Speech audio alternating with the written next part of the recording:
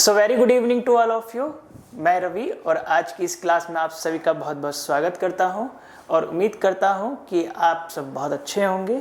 जैसे कि आप सब जानते हैं कि अब एनटीए का जो पैटर्न है वो धीरे धीरे चेंज हो रहा है और उसी की कड़ी में सीयूटी यूजी का दिन पर दिन पेपर का लेवल भी बढ़ता जा रहा है। तो अब इस पेपर की कठिनाइयों को दूर कैसे किया जाए, ठीक है, उसके लिए है बहुत ज़रूरी है ज़्यादा से ज़्यादा प्रैक्टिस करना। तो उस प्रैक्टिस की कड़ी में ही हम लोग आपके लिए लेकर आए हैं सीयूटी यूजी 2026 के लिए हिस्ट्री डोमेन का एक मोस्ट एक्सपेक्टेड क्वेश्चन सीरीज, जिसका आज है फर्स्ट क्लास। और फर्स्ट क्लास में हम यूनिट वाइज अपना सीरीज को स्टार्ट करेंगे, जिसमें आज हम लोग देखेंगे फर्स्ट यूनिट जो कि बेसिकली आपका हड़प्पन आर्कियोलॉजी पर बेस्ड है। और उसी से कुछ क्वेश्चन ऐसे होंगे कि जो PYQ में भी आए हुए होंगे और कुछ ऐसे क्वेश्चन होंगे जो आने की बहुत ज़्यादा संभावना हो सकती है। और उन क्वेश्चन के साथ साथ मैं आप लोगों को ये भी दिखाऊंगा कि क्वेश्चन कहाँ से भी पूछे जा रहे हैं। राइट, तो स्टार्ट करें हम लोग। ठीक है, चलते हैं हम लोग फर्स्ट क्वेश्चन की तरफ। फर्स्ट क्वेश्चन है आपका मैच द फॉलोइंग। लिस्ट 1 और लिस्ट 2 दिया हुआ है और आप लोगों ने अगर एनसीईआरटी का फर्स्ट चैप्टर बहुत अच्छे से पढ़ा होगा तो आप लोग समझ गए होंगे कि ये क्वेश्चन कहाँ से आया है। ठीक है, तो आप लोग सबसे पहले आंसर बताइए क्या होगा इसका आंसर।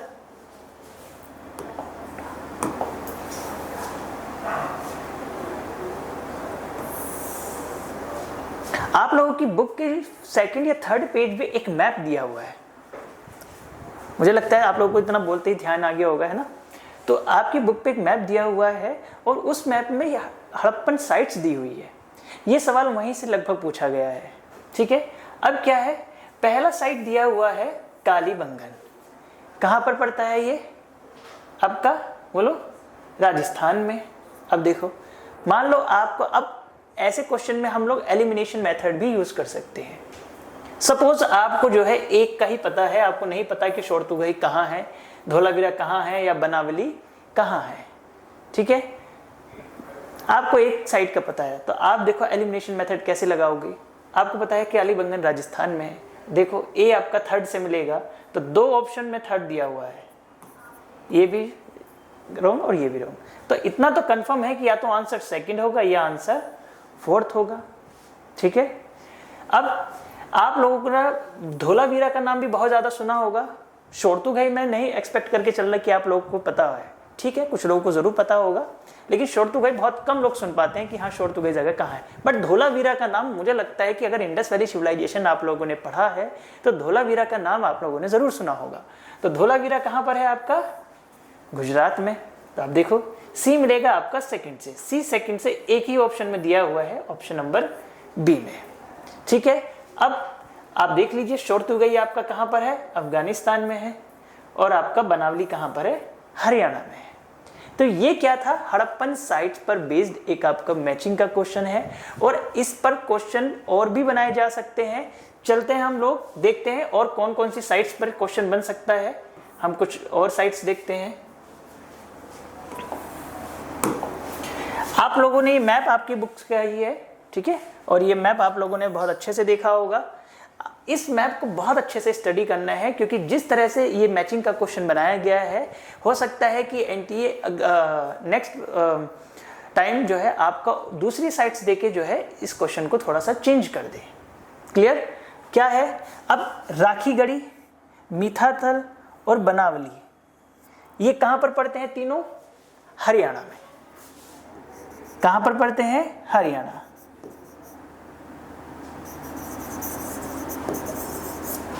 ठीक है, क्लियर है यहां तक।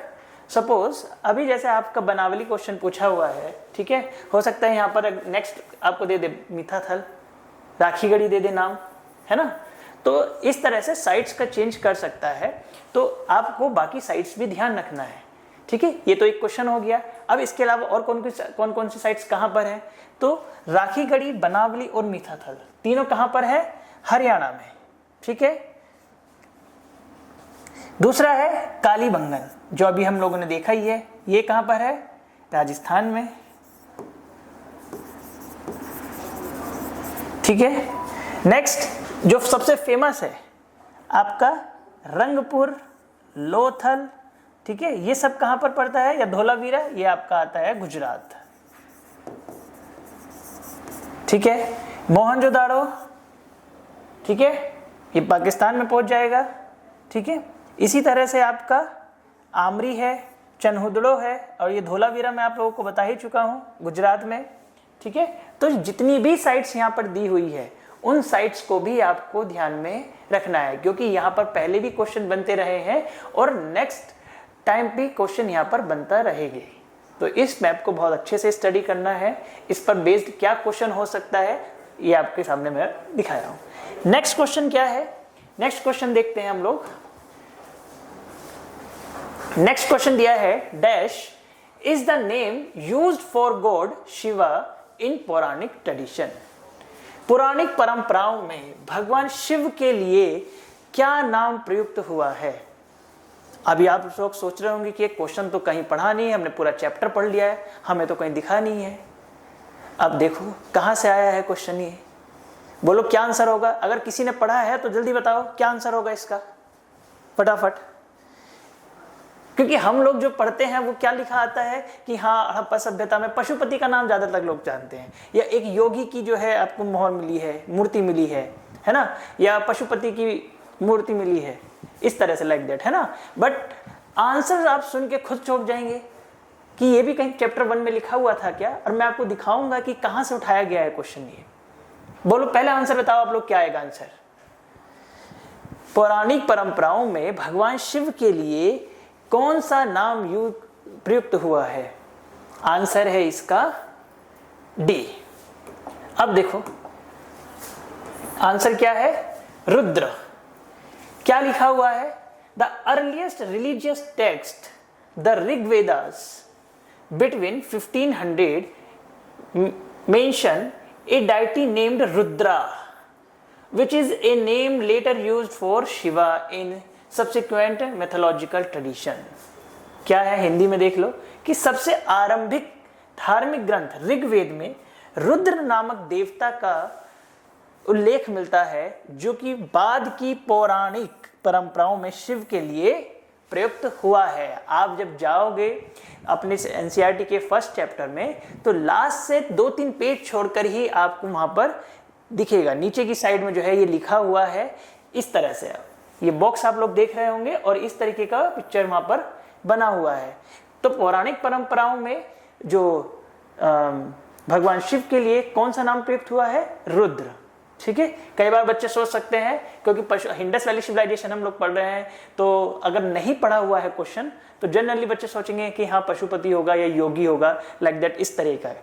बट कौन सा नाम प्रयुक्त हुआ है, रुद्र। क्लियर है। नेक्स्ट क्वेश्चन चलते हैं। यह भी ध्यान रखना है कि क्वेश्चन कहां कहां से पूछा जा सकता है। नेक्स्ट क्वेश्चन देखिए,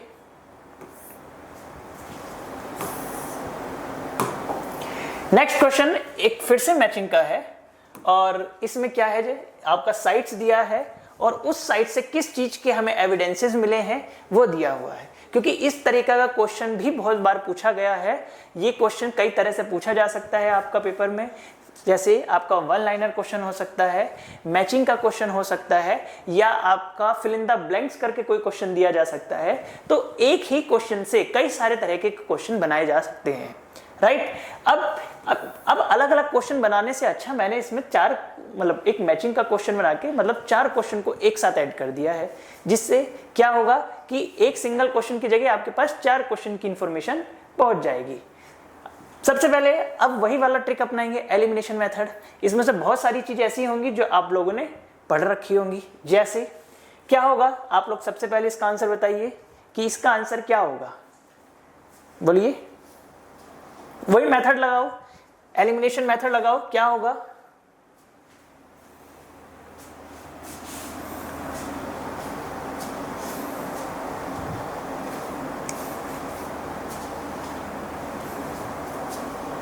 बोलो, क्या मेरे कानों में आवाज आ रही है कि ऑप्शन ए सही है क्या? वो तो चेक करके देखते हैं। ऑप्शन ए, ज्यादातर लोगों का ऑप्शन ए आ रहा है क्या? चलो देखते हैं क्या है आंसर। क्या है ऑप्शन ए? क्या दिया हुआ है, A4 से टेराकोटा मॉडल्स ऑफ प्लॉ, मतलब हल के टेराकोटा मॉडल कहां से मिले हैं? चौलिस्तान से। आप लोगों का जो एग्रीकल्चर टेक्नोलॉजी वाला पोर्शन दिया हुआ है, ठीक है, इंडस वैली सिविलाइजेशन में एग्रीकल्चर टेक्नोलॉजी, वहां पर आप देखोगे कि चौलिस्तान में हमें क्या मिला है, टेराकोटा मॉडल्स मिले हैं, हल्के टेराकोटा मॉडल्स मिले हैं। ठीक है जी, चलो हमने पहला क्वेश्चन जो है ए आपका फोर्थ से मिलान कर दिया है। तो अब देखो, जब हमने फोर्थ से मिलान कर दिया है तो ए फोर्थ सिर्फ एक ही उसमें है। अगर यहां 2 में होता तो हम लोग और आगे जाते। जब हमें पता है कि ए फोर्थ से मिलेगा और वो एक ही ऑप्शन में है, तो बात की ऑप्शन चेक करने की जरूरत ही नहीं है। आप लोग अपना आंसर टिक करेंगे और आगे बढ़ जाएंगे, आपका टाइम भी बचेगा इस चीज से। ये होता है आपका एलिमिनेशन मेथड। बट अभी हम लोग प्रैक्टिस कर रहे हैं तो हम लोग सारा क्वेश्चन देखेंगे। क्या है आपका, टेराकोटा मॉडल्स कहां से मिले हैं, चौलिस्तान से मिले हैं। नेक्स्ट क्या है, प्लॉटेड फील्ड, जुते हुए खेत के साक्ष्य कहां से मिले हैं, बोलो। ये भी एग्रीकल्चर टेक्नोलॉजी में दिया हुआ है, याद करो कहां से मिले हैं, कालीबंगन, ठीक है। नेक्स्ट उससे नीचे जहां पर लिखा हुआ है इरिगेशंस वगैरह, कैनाल्स वगैरह, वहां पर दिया हुआ है ट्रेसेस ऑफ कैनाल्स, कहां से मिले हैं बोलो जल्दी, छोड़ तू गई, ठीक है। और सबसे लास्ट है वाटर रिजर्वियर, ठीक है, बड़े बड़े जलाशयों के एविडेंसेस कहां से मिले हमें, धोलावीरा से। तो ये सारे क्वेश्चन जो हैं, ये 4 अलग अलग क्वेश्चन भी बनाए जा सकते हैं। आपको सिंगल लाइन क्वेश्चन करके भी पूछा जा सकता है कि वाटर रिजर्वियर के एविडेंसेस कहां पर मिले हैं, धोलावीरा में। इज इट ओके, ठीक है। नेक्स्ट क्वेश्चन की तरफ चलते हैं हम लोग। नेक्स्ट क्वेश्चन क्या है, हाँ ये क्वेश्चन बड़ा अच्छा सा है और मुझे लगता है कि अगर आप लोगों ने फर्स्ट चैप्टर को बहुत अच्छे से पढ़ा है तो इसकी तरफ भी ध्यान गया होगा। क्या है question, which Harappan site had a sign board, किसकी बात चल रही है यहां पर, साइन बोर्ड की, with inscription possibly indicating public communication. किस हड़प्पा स्थल पर शिलालेखों वाला एक साइन बोर्ड मिला था जो संभवतः सार्वजनिक संचार के लिए संकेत देता है। जल्दी बताओ क्या आंसर होगा। मैं आप लोगों को हिंट देता हूं, एक आपकी बुक में एक साइन बोर्ड बना हुआ है इस तरीके का, जिसपे, ठीक है, जिसपे हड़प्पन जो स्क्रिप्ट है, हड़प्पन लिपि के 10 संकेत बने हुए हैं, ठीक है, इस तरह से। कुछ कुछ याद आ रहा है आप लोगों को, याद करो फटाफट, क्या ऑप्शन है। ऐसा एक साइन बोर्ड बना हुआ है आपकी बुक में। ऐसे ही क्वेश्चन पूछे जाते हैं पेपर में जो अनएक्सपेक्टेड होते हैं। कई बार इजी क्वेश्चन हर कोई कर लेता है, बट बहुत अनएक्सपेक्टेड क्वेश्चन कोई बच्चा कर पाता है। तो कहां से मिला है बोलिए, क्या आंसर आ रहा है। अब 2 आंसर बता रहे हो, ऐसा नहीं है, 2 आंसर नहीं है, जल्दी बोलो सही आंसर क्या है। अब कुछ लोग धोलावीरा बोल रहे हैं, कुछ लोथल बोल रहे हैं। अब इन्हीं दोनों में से एक आंसर है, फटाफट सही आंसर बताओ। सही आंसर है आप लोगों का धोलावीरा। तो धोलावीरा से हमें हड़प्पन स्क्रिप्ट के 10 साइन वाला एक साइन बोर्ड मिला है, जो बेसिकली क्या, सार्वजनिक संचार का क्या करता था, संकेत देता था, जो कि एक तरीके से कम्युनिकेशन में बहुत ज्यादा हेल्प करता था। क्यों, क्योंकि इस पे क्या है, हड़प्पन स्क्रिप्ट के हमें 10 साइन मिले हैं, ठीक है, और उन साइन की मदद से हमें कहीं ना कहीं कम्युनिकेशन करने में आसानी हो सकती थी। Is it clear. तो इसका राइट आंसर क्या होगा आपका, धोलावीरा, लोथल नहीं है, लोथल मत टिक करके आना, आंसर है इसका धोलावीरा। नेक्स्ट क्वेश्चन देखो, हाँ ये भी बहुत अच्छा क्वेश्चन है। नेक्स्ट क्वेश्चन है, which material was used to make micro beads in Harappan times who production techniques remain a mystery. Harappan काल में किस सामग्री से सूक्ष्म मनके, माइक्रोबीट्स क्या होता है, मनके, मनके मतलब जिनसे छोटे छोटे जो मोती, एक टाइप से मोती टाइप के होते हैं, एक तरीके से माला में परोए जाने वाले जो मोती जैसे होते हैं ना, आप लोगों को दिख भी रहे होंगे, ये मनके छोटे छोटे है ना, इनको परो के एक माला सी बनाई जाती थी, ठीक है, इनको बोलते हैं माइक्रोबीट्स, बनाए जाते थे, जिनकी उत्पादन तकनीक आज भी रहस्य में बनी हुई है। तो उस सामग्री का या फिर उस मटेरियल का नाम बताना है जिससे ये मनके बनाए जाते थे। जल्दी बोलो क्या आंसर होगा। और ये भी ध्यान रखना है कि उस सामग्री का नाम उस सामग्री का नाम बताना है जो आज भी जिसकी तकनीक रहस्य में बनी हुई है, एक मिस्ट्री बनी हुई है। बोलो क्या आंसर होगा? आंसर आप लोगों के सामने है और ये सीधा आपका पैराग्राफ से उठाया गया है। ठीक है, आपकी बुक में दिया भी हुआ है। किस चीज से बनाई जाती थी? आंसर है आपका स्टेटाइट, मतलब सेल खड़ी से। ठीक है, सेल खड़ी से बनाई जाती थी। क्या लिखा है? मन के बनाने की तकनीकों व प्रयुक्त पदार्थ के अनुसार भिन्नताएं थी, मतलब अलग अलग तरह के पदार्थों के द्वारा मन के बनाए जाते थे। जैसे उसमें सबसे मेन था सेल खड़ी या स्टेटाइट। क्या था? स्टेटाइट। ठीक है, इसको हिंदी में क्या बोलते हैं? सेल खड़ी। ठीक है, सेल खड़ी जो कि एक बहुत मुलायम पत्थर था, आसानी से कार्य हो जाता था। क्यों सेल खड़ी को ही क्यों यूज करते थे? क्योंकि वो अपने आप में क्या है, बहुत सॉफ्ट होता है और उसको आसानी से जो है पिरोया जा सकता है या उससे आसानी से जो है उसका कोई भी चीज बनाई जा सकती है। इसलिए जो है मन के बनाने में सबसे ज्यादा यूज किसका होता था? सेल खड़ी का। और क्या लिखा हुआ है? सेल खड़ी के शुष्क मन के कैसे बनाए जाते थे? यह प्रश्न प्राचीन तकनीकों का अध्ययन करने वाले पुरातत्वविदों के लिए आज भी एक पहेली बनी हुई है और यहीं से ये क्वेश्चन फ्रेम किया गया है। आप लोग देख रहे होंगे क्वेश्चन को फ्रेम इस तरह से किया जाता है और फिर आप लोग सोचते हैं कि पता नहीं क्वेश्चन कहां से आ गया है। तो क्वेश्चन कहीं से नहीं आता है, आप लोग अपनी एनसीईआरटी को एकदम घोट कर पी जाइए। ठीक है, और जितना ज्यादा प्रैक्टिस हो सकता है हर लाइन से क्वेश्चन बनाने की प्रैक्टिस कीजिए। ठीक है, क्वेश्चन कहीं नया नहीं आता है। अभी बहुत सारे क्वेश्चन मैं आपको ऐसे दिखाऊंगा जो आप सोचेंगे अरे ये तो हमने सोचा ही नहीं था कि यहां से भी क्वेश्चन पूछा जा सकता है। ठीक है, तो इसका राइट ऑप्शन क्या होगा? Stay tight. Clear? Next question चले। नेक्स्ट क्वेश्चन देखो। नेक्स्ट क्वेश्चन है आपका फिर से एक मैचिंग का। क्या आंसर होगा? सबसे पहले आप लोगों से मैं पूछता हूं, इसमें क्या है? एक तरफ आपकी साइट्स दी गई हैं और दूसरी तरफ जो है वहां से मिलने वाले जो स्टोन्स हैं, है ना, वो दिए हुए हैं। ठीक है, तो आप लोगों को बताना है कि इसका राइट आंसर क्या है। और इसमें एक चीज और बता देता हूं, यहां से ये चार कहने के लिए ये एक मैचिंग का क्वेश्चन है, बट यहां से चार अलग अलग क्वेश्चन बनाए जा सकते हैं। ठीक है, और यहां से एक बार क्वेश्चन पूछा भी हुआ है, लेपिस लाजुली के ऊपर क्वेश्चन पूछा हुआ भी है, सिंगल लाइन क्वेश्चन।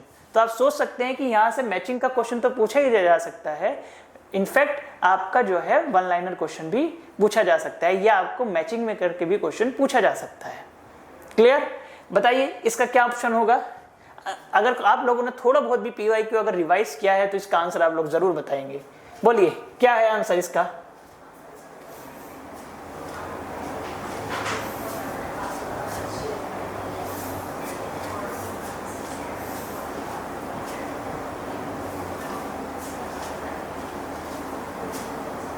जल्दी बोलिए, क्या क्या है आंसर? बी। हाँ, इसका राइट आंसर है आपका बी। ठीक है,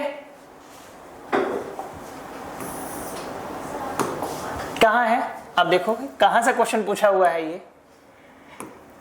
ठीक है, राइट ऑप्शन क्या है आप लोगों का? बी। देखो क्या है ऑप्शन में। पहला दिया हुआ है शेल, शेल मतलब शंख। ठीक है, कहां से जो है ये किया जाता था?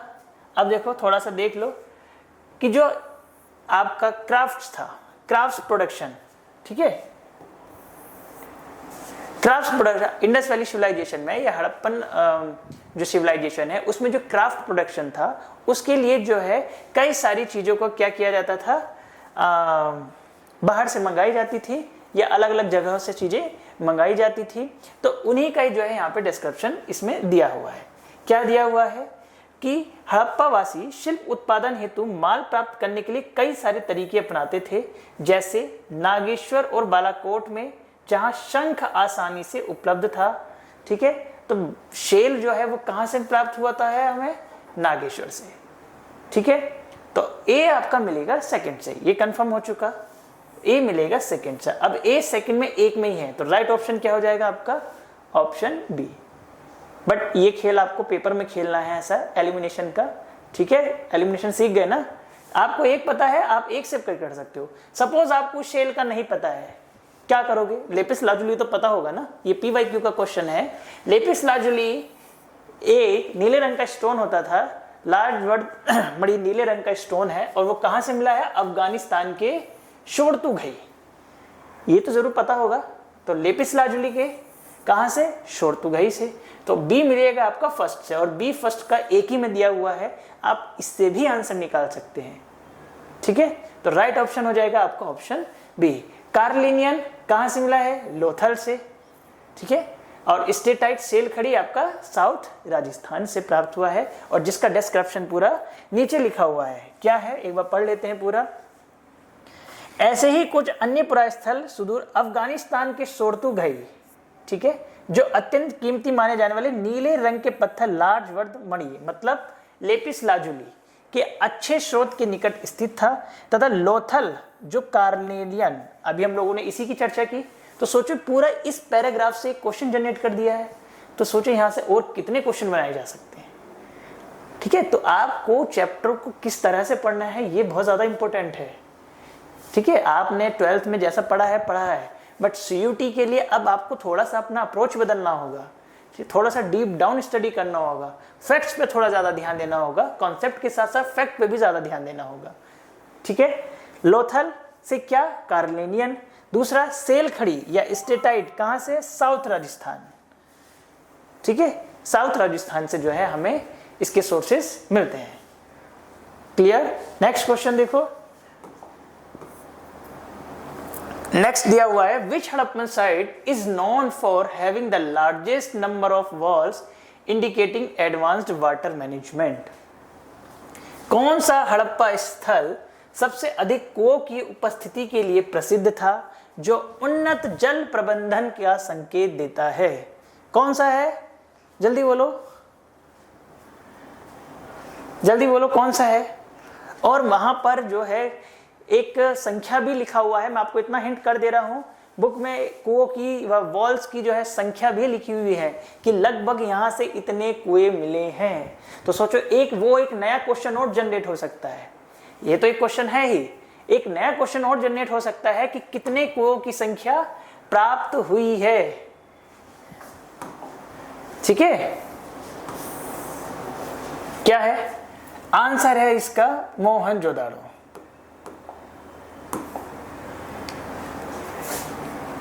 ठीक है, मोहनजोदाड़ो, और इसका एक्सप्लेनेशन आपका लिखा हुआ है नीचे।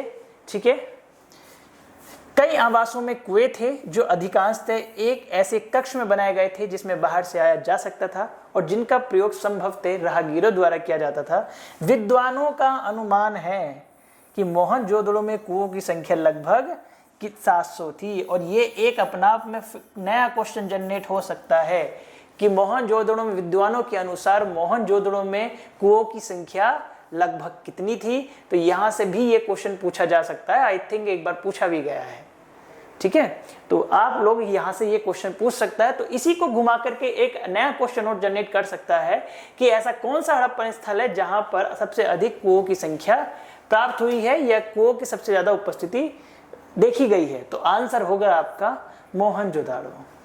क्लियर है? एक्सप्लेनेशन आपका सामने है, आप एक्सप्लेनेशन देखिए कि यहां से और क्या क्वेश्चन बनाए जा सकते हैं। क्लियर? नेक्स्ट है आपका नेक्स्ट क्वेश्चन। आप लोगों ने इंडस वैली सिविलाइजेशन में वेट के बारे में तो पढ़ा होगा।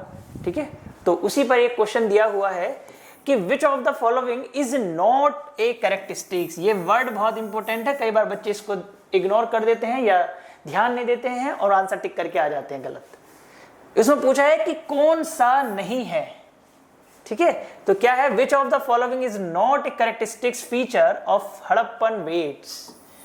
इन निम्नलिखित में से कौन सी हड़प्पा के भारों की विशेषता नहीं है? भार मतलब वेट की विशेषता नहीं है। और सबसे पहले आप लोग आंसर मुझे बताएंगे, फिर हम लोग चलेंगे वरना आंसर की तरफ।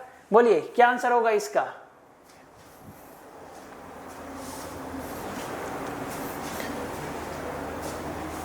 ऑप्शन पढ़ लेते हैं। क्या है?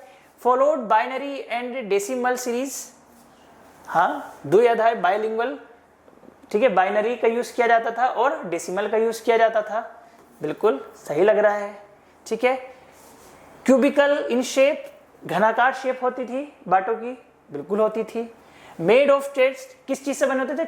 चर्ट पत्थर के बने होते थे, ठीक है, चर्ट पत्थर के बने होते थे। तो ये तीन तो मुझे कुछ कुछ सही लग रहा है। मार्क्ड विद इंस्क्रिप्शन, उन पर शिलालेख अंकित होते थे, ऐसा कहीं लिखा हुआ हमने पढ़ा तो नहीं है। अब लोग चलो एक्सप्लेनेशन की तरफ, आप लोगों को दिखाता हूं लाइव। ये बाट वाला जो है आपका एक्सप्लेनेशन है, इसको देखिए क्या लिखा हुआ है। बाटो विनिमय, क्या? The exchange system was controlled by A precious and sophisticated system of weights, ठीक है। These weights were generally made of a stone called chert, यही लोग हमने स्टेटमेंट देखा है, चर्ट पत्थर के बने होते थे। And were usually cubical in shape, ये भी हम लोगों ने स्टेटमेंट देखा है कि क्यूबिकल शेप में बने होते थे। नेक्स्ट आता है free from any making, the lower standard of these weights followed a binary system, किसका? Binary system. And while the higher standards followed the decimal system, तो कौन से सिस्टम से किस उसमें बने होते थे? आपके बाइनरी और डेसिमल। तो तीन स्टेटमेंट तो मुझे करेक्ट दिख गए हैं, बट कहीं पर भी इस एक्सप्लेनेशन में इस चीज का जिक्र नहीं हुआ है। तो कौन सा स्टेटमेंट रॉन्ग होगा अपने आप में? मेक्ड विद इंस्क्रिप्शन। तो ये भी हमें ध्यान रखना है। और यहां से क्वेश्चन पूछे जाने की बहुत ज्यादा पॉसिबिलिटी है। वेट पे क्वेश्चन बनाया जा सकता है, यहां से स्टेटमेंट बेस्ड क्वेश्चन भी आपसे पूछा जा सकता है। सपोज यहां पर जैसे 4 स्टेटमेंट दिए हुए हैं, इसको रीजनिंग और असर्शन का क्वेश्चन भी बनाया जा सकता है, ठीक है। तो क्वेश्चन बनाने के लिए कितने भी क्वेश्चन बना सकते हैं, बट मेन ये है कि वो टॉपिक आपको क्लियर होना चाहिए। जैसे अगर यहां से कोई क्वेश्चन आएगा तो बस इतना पैराग्राफ मुझे पता होगा तो मैं कोई सा भी क्वेश्चन इस पे कर सकता हूं। पहला चर्ट पत्थर के बने होते थे, दूसरा आपका क्यूबिक शेप के होते थे, थर्ड है आपका बाइनरी और डेसिमल सिस्टम, ठीक है। सीरीज कब यूज किया जाता था, क्लियर है। नेक्स्ट क्वेश्चन देखो। नेक्स्ट है which Harappan site was exclusively devoted to craft production including bead making and मैचुरी, ठीक है। क्या है? कौन सा हड़प्पा स्थल विशेष रूप से शिल्प उत्पादन जैसे मनका बनाने और धातु कर्म के लिए समर्पित था? कौन सा था? देखिए आप थोड़ा सा अगर फोटो की तरफ देखेंगे तो आपको शायद याद आ जाए। देखिए किस पेज पे दिया हुआ है, थोड़ा सा रिमाइंड करने की कोशिश कीजिए, इसलिए ये पिक्चर्स लगाई गई हैं जिससे आपको पता चले कि क्वेश्चन कहां कहां से पूछा गया है, ठीक है। देखो क्या होगा आंसर, बोलो क्या आंसर होगा। कुछ लोग जो है इसका कालीबंगन बता रहे हैं, कुछ लोग इसका चन्होदड़ो बता रहे हैं। एक आंसर सही है, ऐसा थोड़ी ना है कि दो दो ऑप्शन हो जाएंगे। तो इसका राइट ऑप्शन है आपका डी, चन्होदड़ो। चन्होदड़ो जहां से हमें क्राफ्ट प्रोडक्शन जैसे मनका बनाने और धातु कर्म के लिए जो है चीजें मिली हैं, या फिर ये स्थल जो है आपका मनका बनाने के लिए फेमस रहा था। क्लियर है। तो ये क्वेश्चन भी पूछे जाने की बहुत ज्यादा पॉसिबिलिटी है, इसके लिए इसको भी ध्यान में रखना है। नेक्स्ट क्वेश्चन है आपका ये, देखो मतलब जिस एरिया से क्वेश्चन आ चुके हैं वहां से तो होती ही है दोबारा से नया क्वेश्चन पूछे जाएंगे, बट जिस एरिया से क्वेश्चन नहीं पूछे गए हैं अभी भी, ठीक है, वहां से ज्यादा पॉसिबिलिटी होती है और भी, ठीक है। जैसे मुझे लगता है कि आप लोगों ने अगर PYQs अच्छे से देखे होंगे तो साइट्स वगैरह पे इन सब पे तो क्वेश्चन बहुत पूछे गए हैं पहले भी, बट ये जो आप लोगों को मैं करा रहा हूँ एक तरीके से बीट्स वाला या फिर मनके वाला, इस पे क्वेश्चन बहुत कम पूछे गए हैं। स्क्रिप्ट पर क्वेश्चन बहुत पूछा गया है पहले, तो स्क्रिप्ट का सब लोगों को पता होता है, जैसे हमने भी किया है स्क्रिप्ट का क्वेश्चन, ठीक है, साइन बोर्ड वाला, ठीक है। उसको स्क्रिप्ट को किसी दूसरी तरह से भी पूछ सकता है, आपको स्टेटमेंट भी पूछ सकता है, या 4 स्टेटमेंट दे सकता है, 5 स्टेटमेंट दे सकता है, और पूछ सकता है कि इनमें से कौन कौन से स्टेटमेंट सही है, ठीक है। तो अब एक नया क्वेश्चन है, अब वही चीज मैं आपको फिर से रिपीट करूंगा, नोट शब्द को नहीं भूलना है, नोट शब्द जरूर याद रखना है। और क्वेश्चन क्या पूछ रहा है, which of the following was not a typical material used for Harappan beads, कौन सा हड़प्पा मनकों के लिए प्रयुक्त सामान्य पदार्थ नहीं था। कहने का मतलब है कि किन किन के द्वारा या किस पदार्थ के द्वारा जो है मन के बनाए नहीं जाते थे, क्वेश्चन ये पूछा गया है। या सिंपल भाषा में ये हम कह सकते हैं कि कौन कौन से पदार्थों के द्वारा मन के बनाए जाते थे और कौन से के द्वारा नहीं बनाए जाते थे। अगर आपने क्राफ्ट प्रोडक्शन वाला अगर टॉपिक पढ़ा होगा या हेडिंग पढ़ा होगा तो उसमें एकदम क्लियर लिखा हुआ है। चलते हैं, दिखाता हूं मैं आप लोगों को। ये देखिए क्या लिखा हुआ है इसमें, the variety of material used in bead making is remarkable stone such as carnelian. ठीक है, तो एक तो ऑप्शन सही हो गया, चलो ये तो है। दूसरा है आपका जेस्पर, जेस्पर भी है, इसका भी यूज किया जाता है। ठीक है, फिर है आपका क्रिस्टल, ये भी है, क्वार्ट्ज है एंड स्टेटाइट, इन सब का यूज किया जाता है। और हमने लेपिस लाजुली भी पढ़ा है कि इसके द्वारा जो है एक लार्ज बड़ी नीले रंग का पत्थर का यूज किया जाता है। किसके? Lapis lazuli. ठीक है, क्या होता है आपका, इसके द्वारा नीले रंग के पत्थर का निर्माण किया जाता है। तो ये तीनों कहीं ना कहीं जो है मन के बनाने में यूज किए जाते हैं। एल्यूमिनियम, एल्यूमिनियम कहीं पढ़ा है क्या? देखना, हाँ धातुओं का यूज किया जरूर जाता है, बट उसमें कौन सी धातु का यूज किया जाता है? जैसे सोना, कांसा, ठीक है, इन सारी धातुओं का यूज किया जाता है, एल्यूमिनियम का यूज नहीं किया जाता है। ठीक है, ये लिखा हुआ भी है, कॉपर, कांसा एंड सोना जैसी धातुएं। अगर इनमें से कोई एक धातु दी होती तब ये ऑप्शन भी सही होता। ठीक है, एल्यूमिनियम का यूज मन के बनाने में नहीं किया जाता है, तो राइट ऑप्शन क्या हो जाएगा आपका? एल्यूमिनियम। नेक्स्ट क्वेश्चन देखो, which Harappan site is believed to have at a dockyard for maritime trade. किस हड़प्पा स्थल पर समुद्री व्यापार के लिए गोदीवाड़ा या डॉकयार्ड होने का विश्वास किया जाता है? या डॉकयार्ड के साक्ष्य हमें कहां से हड़प्पन साइट से देखने के लिए मिलते हैं? अब डॉकयार्ड क्या होता है? डॉकयार्ड क्या होता है आपका? एक तरीके का ट्रेड सेंटर होता है। ठीक है, व्यापारिक नेटवर्क का केंद्र होता है। तो उसके एविडेंसेस हमें कहां पर देखने के लिए मिलते हैं?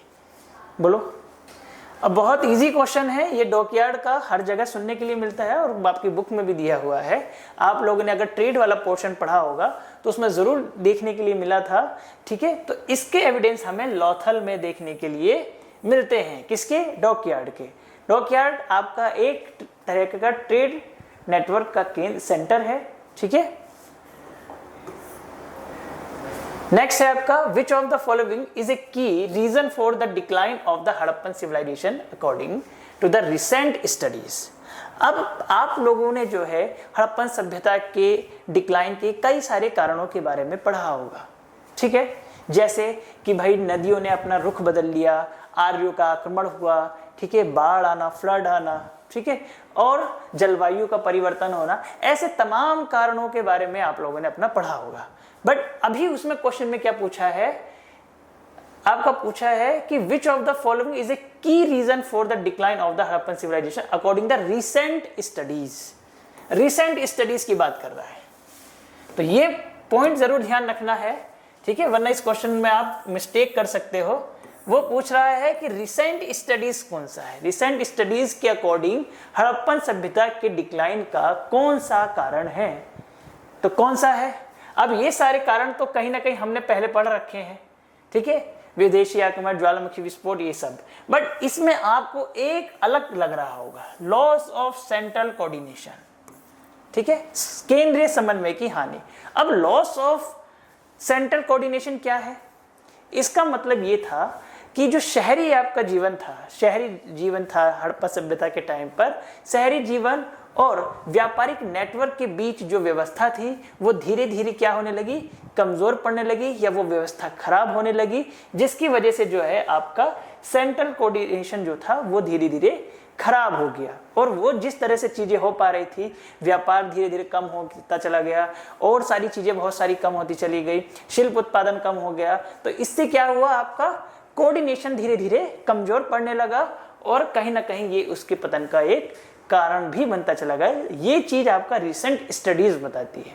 तो रिसेंट स्टडीज के अकॉर्डिंग हड़प्पन सभ्यता के डिक्लाइन का क्या कारण है? आपका लॉस ऑफ सेंट्रल कोऑर्डिनेशन। याद रहेगा? देखो बाकी सारे कारण सबको पता है कि फ्लड आपका हुआ, क्लाइमेट चेंज हुआ, आर्याज इन्वेजन हुआ, ये सारे कारण आपको पता है। बट ये रिसेंट स्टडीज के अकॉर्डिंग क्या कारण है कि हड़प्पा सभ्यता का पतन हो गया? Loss of central coordination. Clear? वो मैं आपको समझा चुका हूं कि लॉस ऑफ सेंट्रल कोऑर्डिनेशन क्या होता है। नेक्स्ट क्वेश्चन देखो। हाँ, ये भी बहुत मजेदार क्वेश्चन है और आपको फोटो देख के मुझे लगता है कि याद भी आ गया होगा कि आंसर क्या होगा इसका। बोलो क्या होगा इसका आंसर जल्दी। हाँ, कोई बहुत सारे सही बता रहे हैं आंसर, सही जा रहे हो एकदम, मतलब चैप्टर अच्छे से पढ़ रखा है। आंसर है इसका मोहनजोदाड़ो। ठीक है, अब क्या है question? Harappa artifact often interpreted as a priest king was found from which of the following sites? Harappa की वह कलाकृति जिसे प्राय पुरोहित राजा प्रीस्ट किंग के रूप में व्याख्यात किया जाता है, किस हड़प्पन साइट से प्राप्त हुई है? आंसर लोगों ने, बच्चों ने बता दिया है। आंसर है इसका मोहनजोदाड़ो। और थोड़ा सा एक्सप्लेनेशन भी देख लेते हैं हम लोग, क्या है इसके आसपास का डेटा। कि archaeologist have identified a large building found in Mohenjodaro. Archaeologist ने एक विशाल भवन को जो है आइडेंटिफाई किया है place, but no grand objects associated with it have been discovered. A stone statue was designated as a priest king and this name continues to be used today। एक पत्थर की मूर्ति को पुरोहित राजा की संज्ञा दी गई थी और ये नाम आज भी प्रचलित है। तो कहां से मिली है ये मूर्ति? बेसिकली मोहनजोदाड़ो से, क्योंकि मोहनजोदाड़ो की ही यहां पर बात चल रही है। क्लियर है? नेक्स्ट क्वेश्चन देखो। नेक्स्ट आते हैं, हाँ, इस तरीके के क्वेश्चन अब बहुत ज्यादा ट्रेंडिंग में है, आप लोगों ने देखा भी होगा। पिछले 1-2 साल में इन क्वेश्चन का ट्रेंड ज्यादा बढ़ गया है। ठीक है, शुरू के जब सीयूटी यूजी स्टार्ट हुआ था आप लोगों का, तो वन लाइनर क्वेश्चन का ज्यादा क्रेज था, वन लाइनर और थोड़े बहुत मैचिंग का। ठीक है, रीजनिंग असर्शन के क्वेश्चन भी आते थे, बट उनका वेटेज थोड़ा सा कहीं ना कहीं कम था। बट अब क्या हो गया है, इस तरह के क्वेश्चन, चाहे वो रीजनिंग असर्शन के हो या आपके स्टेटमेंट सेलेक्ट करने वाले क्वेश्चन हो, ठीक है, इन सारे क्वेश्चन का अब क्या है, वेटेज धीरे धीरे बढ़ता जा रहा है और वन लाइनर क्वेश्चन कहीं ना कहीं अब पहले की अपेक्षा कम होते जा रहे हैं। ठीक है, तो आपको जो है मैं वन लाइनर मैचिंग के तो कई सारे क्वेश्चन करा चुका हूं। अब हम चलते हैं थोड़े से रीजनिंग और असर्शन के क्वेश्चन पर। क्या है, पहला आपका असर्शन दिया हुआ है, द हड़प्पन स्क्रिप्ट। अब देखो, स्क्रिप्ट पे क्वेश्चन बहुत बार पूछता है, तो आप लोग समझ लीजिए कि स्क्रिप्ट का क्वेश्चन तो इस बार भी फिर से आ रहा है। क्या है, the Harappan script remains undeciphered despite extensive archaeologist discoveries। क्या व्यापक पुरातत्व खोजों के बावजूद हड़प्पा लिपि अब तक अपठित रही है? अनडिस्क्रिप्ट, बताओ, क्या हड़प्पा लिपि को अभी तक कोई पढ़ पाया है? और आप लोगों ने अगर चैप्टर की स्टार्टिंग की होगी तो वहां पर स्टार्टिंग में ही लिखा हुआ है कि हड़प्पा सभ्यता की लिपि अभी तक नहीं पढ़ी जा सकी है, जिसकी वजह से इसे एक रहस्यमय सभ्यता के नाम से भी जाना जाता है। क्या अभी तक नहीं पढ़ा जा सका है? तो और ये क्या है, स्टेटमेंट अपराध में सही है। हड़प्पा लिपि अभी तक अपठित है, मतलब पढ़ी नहीं जा सकी है। कारण क्या बताया है कि हड़प्पा शिलालेख बहुत छोटे हैं और तुलनात्मक अध्ययन के लिए द्विभाषी ग्रंथ उपलब्ध नहीं है। भाई अब रीजन भी कुछ कुछ सही लग रहा है। अब पढ़ी नहीं जा सकी है, क्यों? क्योंकि हमें बाइलिंगुअल जो ग्रंथ हैं वो कहीं ना कहीं अवेलेबल नहीं है, जिसकी वजह से जो है अभी तक उसको कोई भी पुरातत्वविद उसको पढ़ नहीं पाया है। अगर बाइलिंगुअल ग्रंथ अवेलेबल होते तो शायद उसको पढ़ा जा सकता था, शायद। ठीक है, तो कहीं ना कहीं जो है बाइलिंगुअल ग्रंथ उपलब्ध ना होने की वजह से जो है ये लिपि अभी तक भी पढ़ी नहीं गई है। तो ए और आर दोनों सही है और आर ए को बहुत अच्छे तरह से एक्सप्लेन भी करता है। तो राइट ऑप्शन क्या हो जाएगा? A, both A and R are true, but sorry, option हो जाएगा इसका बी। बी ऑप्शन होगा B, both A and R are true and R is the correct explanation of A. तो ऑप्शन हो जाएगा इसका बी सही होगा। ठीक है, दोनों सही हैं और आर जो है ए को एक्सप्लेन भी करता है। राइट, नेक्स्ट क्वेश्चन देखो। नेक्स्ट फिर से रीजनिंग असर्शन का क्वेश्चन है और यहां से भी क्वेश्चन बनाया जा सकता है। अभी तक नहीं पूछा गया बट पूछे जाने की बहुत ज्यादा पॉसिबिलिटी हो सकती है। तो नेक्स्ट क्वेश्चन है आपका, Dholavira had a unique urban layout compared to the other Harappan sites. बिल्कुल, धोलावीरा का शहरी विन्यास अन्य हड़प्पन नगरों की तुलना में एकदम अलग था। बिल्कुल, क्यों? क्योंकि धोलावीरा जो है कहीं ना कहीं 3 पार्ट में डिवाइड था। ठीक है, अभी हम देखेंगे। It was divided into 3 distinct part with separate fortification. बिल्कुल, ये बात भी कहीं ना कहीं एकदम सही है। अभी मैं जस्ट अभी बोला ही हूं कि धोलावीरा क्या था, 3 पार्ट में डिवाइड करके बनाया गया था, मतलब 3 भाग में उसको विभाजित किया गया था, जिसकी वजह से जो है धोलावीरा का जो शहरी विन्यास था वो बाकी हड़प्पन साइट से क्या था, एकदम अलग था। तो ऑप्शन ए जो कथन है रीजन असर्शन का वो भी ठीक है, और कारण जो दिया है वो भी ठीक है, और कहीं ना कहीं कारण जो है आपका असर्शन को क्या करता है, सेटिस्फाई भी करता है। तो आपका ऑप्शन क्या है, ऑप्शन नंबर बी बहुत करेक्ट है, और आपका आर जो है एक्सप्लेन करता है ए को। Is it clear? और यहां से क्या है, एक चीज और याद रखना, एक क्वेश्चन और बन सकता है। बताओ क्या क्वेश्चन बनेगा यहां से? रीजनिंग असर्शन के अलावा यहां से क्वेश्चन क्या बनाया जा सकता है कि ऐसा कौन सा हड़प्पन साइट है, क्योंकि देखो यहाँ स्पेसिफिक धोलावीरा की बात चल रही है। धोलावीरा एक ऐसा साइट है जो बेसिकली कितने पार्ट में डिवाइडेड था, 3 पार्ट में डिवाइडेड था। ठीक है, कितने पार्ट में डिवाइडेड था? क्वेश्चन यहां से पूछ सकता है कि ऐसा कौन सा हड़प्पन साइट है जो 3 पार्ट में डिवाइडेड था, अलग अलग शहरी विन्यास के मामले में। तो कौन सा है? धोलावीरा। तो ये याद भी आपको रखना है, क्वेश्चन पूछा जा सकता है पूरा पूरा। ठीक है, क्वेश्चन के अंदर से क्वेश्चन पूछा जा सकता है। नेक्स्ट क्वेश्चन देखो। हाँ, अब ये ऐसा एक क्वेश्चन है जहां पर आमतौर पर बच्चों का ध्यान नहीं जाता, और ठीक है, और इसमें गलती भी नहीं है क्योंकि पढ़ाया ही नहीं जाता है 12th में इतना, है ना। बट CUT है, ये तो NTA है। NTA तो जो है बुक के कवर से भी क्वेश्चन बना देती है कई बार, है ना। तो थोड़ा सा हमें उतना होशियार रहना की बहुत ज़्यादा ज़रूरत है कि अगर NTA होशियार है तो आपको वहाँ होशियार होना पड़ेगा, तभी आप जो है CUT UG में जो है अच्छे मार्क्स ला सकते हैं, और ख़ास तौर से हिस्ट्री में। ठीक है, ऐसा नहीं है कि हिस्ट्री में नंबर नहीं आते हैं, हिस्ट्री में बच्चों के पूरे पूरे नंबर भी आते हैं। क्या है, उसके लिए आपको जो है थोड़ा सा स्मार्ट वर्क करने की बहुत ज़्यादा ज़रूरत है। ठीक है, क्या है क्वेश्चन अब, Which of the following events occurred earliest in the timeline of Harappan archaeology? निम्नलिखित घटनाओं में से कौन सी हड़प्पन पुरातत्व की समय रेखा में सबसे पहले हुई थी?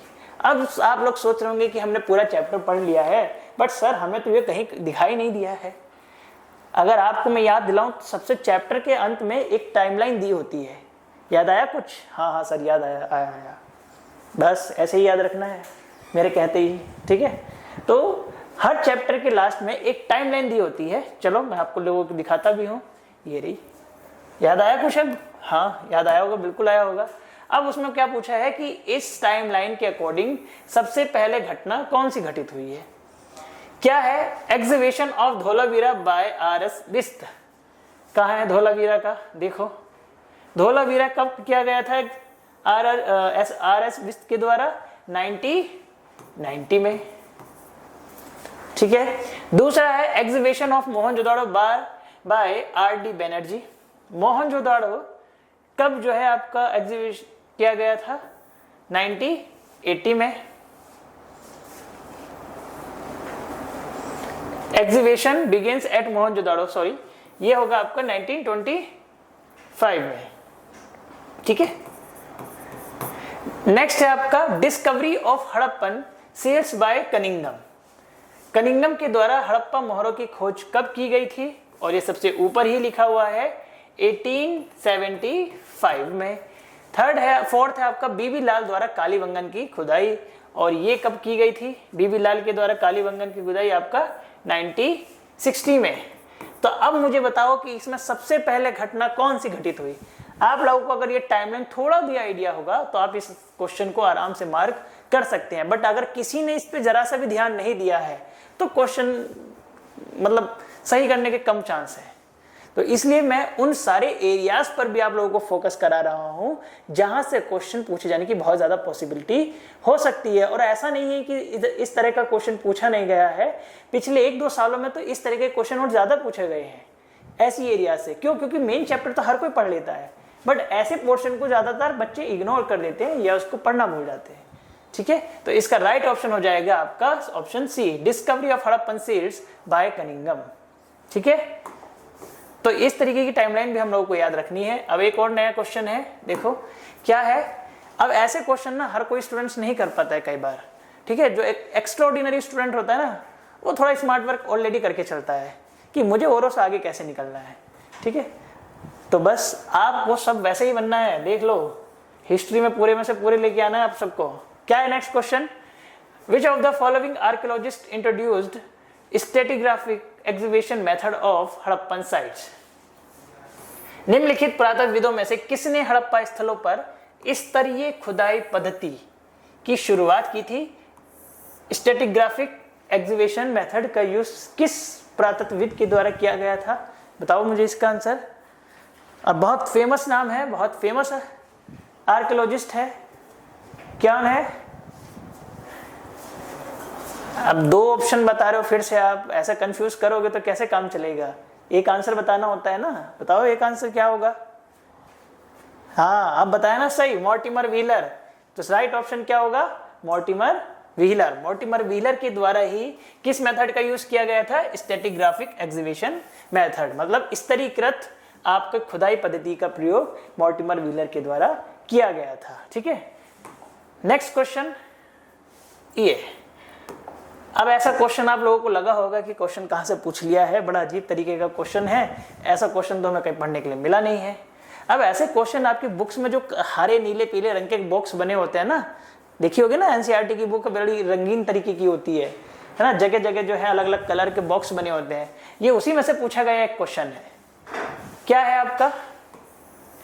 सैडल क्वार्न्स, मतलब सैडल क्वार्न्स के ऊपर क्वेश्चन है।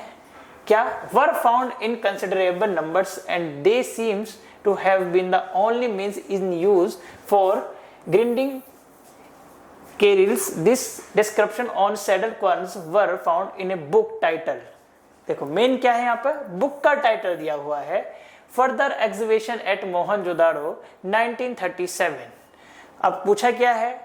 विच वॉज रिटन बाय, किसके द्वारा लिखी गई है? ये जो सैडल क्वार्न के बारे में इतना लंबा चौड़ा जो डिस्क्रिप्शन दिया हुआ है, ये किस बुक में दिया गया है? सबसे पहले ये याद रखना है आपको। कौन सी बुक है? Further exhibition at Mohenjodaro. ठीक है, 1937। अब इसका राइटर कौन है, ये बुक लिखी किसने है? ये लिखी है आपने, अगर इस फोटो को आपने कहीं देखा हो बुक में तो आपको बहुत अच्छे से दिखाई देगा। इस फोटो के जस्ट ऊपर लिखा हुआ है अर्नेस्ट मैके। अर्नेस्ट मैके की बुक का नाम है फर्दर एग्जीबिशन एट मोहनजोदाड़ो, और ये बुक कहीं ना कहीं आपके PYQ में भी पूछी गई है।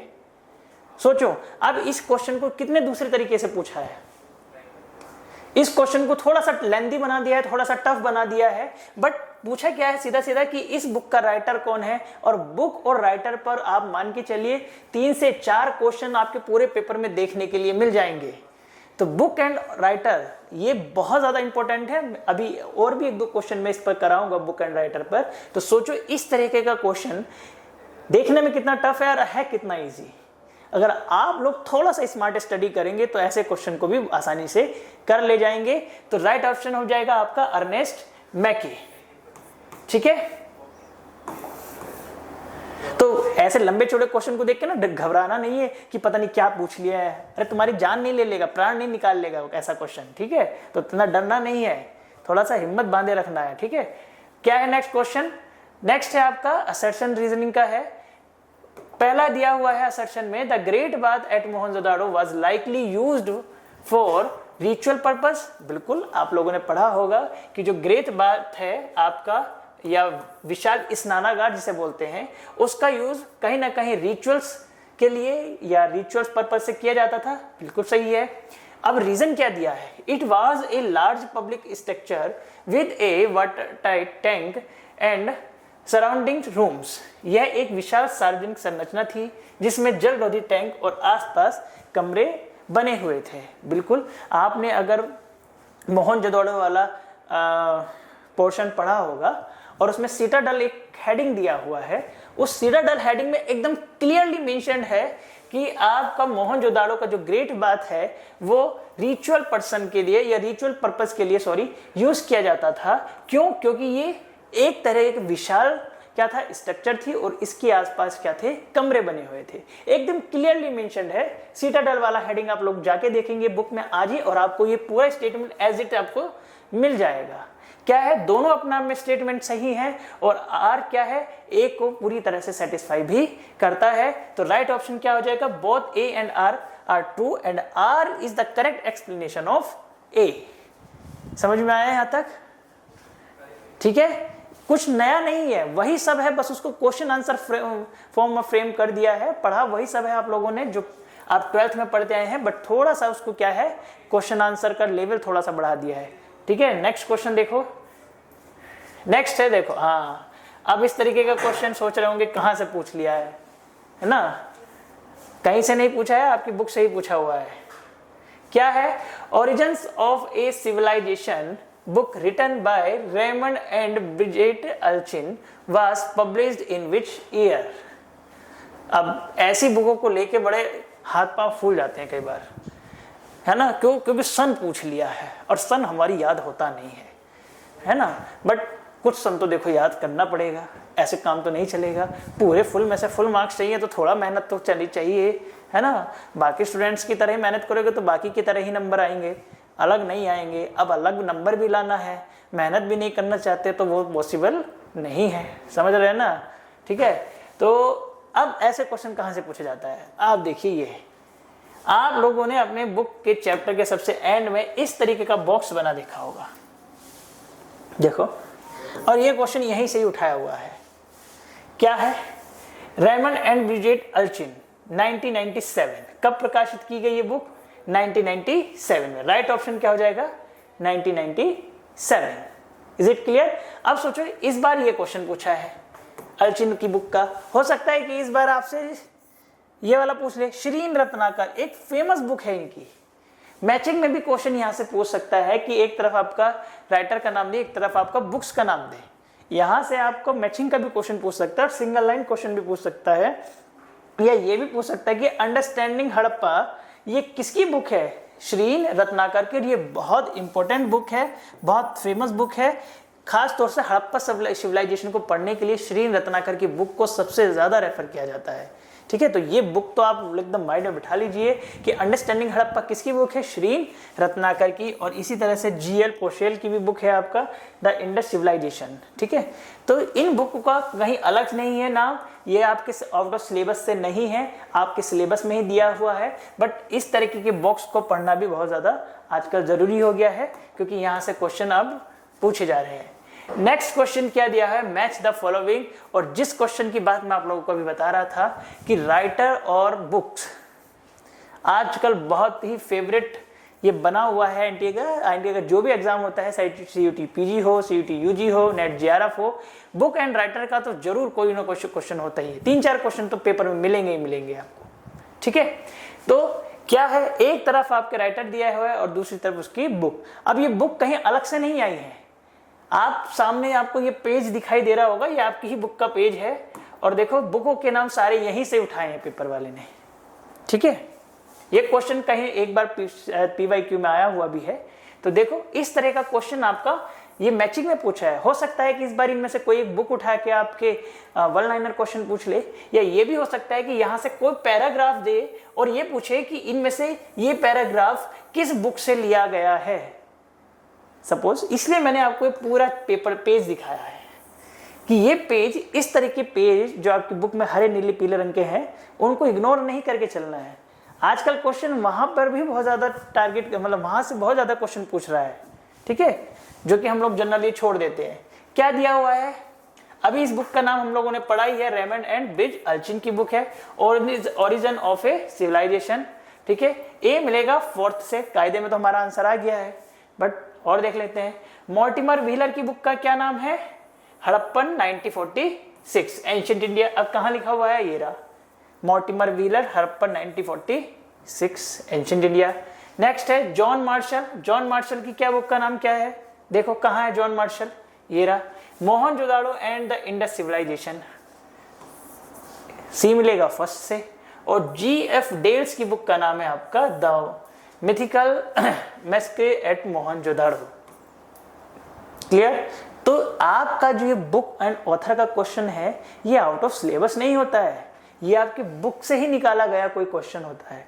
आपको समझ में आ गया होगा कि ऐसे पेज को पढ़ना भी कितना ज्यादा जरूरी है। और ये सारे बुक के राइटर यहाँ से पूछे, सपोज करो आपसे जो है यहाँ से हो सकता है इस बार यहाँ से क्वेश्चन पूछ ले कि ये आपको दिया हुआ है invasion of evidence of an invasion by, कि आपको सपोज इस पैराग्राफ की 3-4 लाइनें दी है और पूछ लिया है कि ये पैराग्राफ किस जॉन मर्शल की किस बुक से लिया गया है। अब आपको पता होगा कि जॉन मर्शल की बुक हमारी जो सिलेबस में है वो यही दी हुई है, तो आप वही आंसर टिक करके आओगे। ठीक है, तो एटलीस्ट ये तो आपको पता होना चाहिए कि किस राइटर की कौन सी बुक है। ठीक है, जिससे आप पेपर में बैठ के थोड़ा बहुत गैस कर पाओ। अब आपको यही नहीं पता है कि कौन से राइटर की कौन सी बुक है, तो ऐसे पैराग्राफ वाले क्वेश्चन जो है आप गैस नहीं कर पाओगे जल्दी से। ठीक है, तो थोड़ा बहुत स्मार्ट वर्क करना शुरू कर दो अभी से। ठीक है, नेक्स्ट क्वेश्चन देखो।